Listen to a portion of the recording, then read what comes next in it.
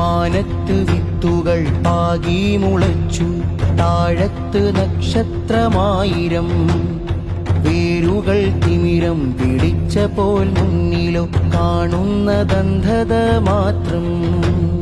മാനത്ത് വിത്തുകൾ പാകി മുളച്ചു, താഴത്ത് നക്ഷത്രമായിരം. വേരുകൾ തിമിരം പിടിച്ച പോൽ മുന്നിലോ കാണുന്നതന്ധത മാത്രം.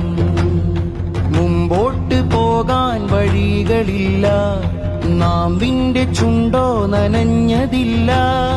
മുമ്പോട്ട് പോകാൻ വഴികളില്ല, നാമ്പിന്റെ ചുണ്ടോ നനഞ്ഞതില്ല. അടിവേരു പല കുഞ്ഞുവേരിനെ പെറ്റിട്ടു അവ മണ്ണിലാകെ പടർന്നു, അതു ജീവനെ തേടി നടന്നു. മാനത്ത് വിത്തുകൾ പാകി മുളച്ചു, താഴത്ത് നക്ഷത്രമായിരം.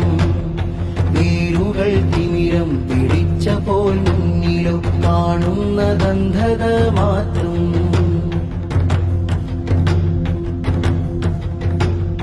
മാനം കറുത്തു, മേഘം ചിരിച്ചു, മഷിയായി പെയ്തു മഴത്തുള്ളികൾ. വിത്തിന്റെ ഉള്ളിൽ ചോര ചലിച്ചു, ജീവേകി ഹൃദയം തുടിച്ചു. അതിൽ ഫലമായി വാക്കുകൾ കായ്ച്ചു, അന്തിമാനച്ചോപ്പ് മായുന്ന നേരം വെട്ടമായി പൂവിട്ടതക്ഷരം. പുസ്തകപ്പാടത്തു കൊയ്യുന്ന തൂലിക പാടുന്ന പാട്ടുകൾ ഇന്നും ജീവനുണ്ട്, അസ്ഥിയിൽ പറ്റിയ ചോരയുണ്ട്. മാനത്ത് വിത്തുകൾ പാകി മുളച്ചു, താഴത്ത് നക്ഷത്രമായിരം. ഇവിടെ നല്ല സമ്മർദ്ദം വന്നതാണ് ഈ താടി നല്ല ഇറക്കമുള്ള താപം. പാകിസ്ഥാൻ 4 ദിവസം ഇങ്ങനെയൊക്കെ ആക്കിയ രസം ഇല്ല. ഇവിടെ മുറിയിൽ ഇട്ടാട് വെക്കണം, മുറിയിൽ ഇടാനാ. ഓക്കെ, എപ്പോഴും നമ്മൾ ചെയ്യുമ്പോൾ രോഗിയുടെ ഫ്രണ്ട്ലി എന്നാണ് പ്രശ്നവും. എഴുതുന്ന സൈഡിലേക്ക് കണ്ടെന്ന് കിസ്തി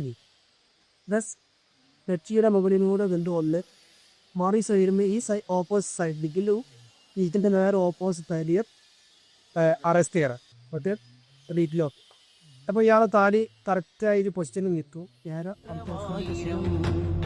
വേരുകൾ തിമിരം പിടിച്ച പോൽ മുന്നിലോ കാണുന്നതന്ധത മാത്രം.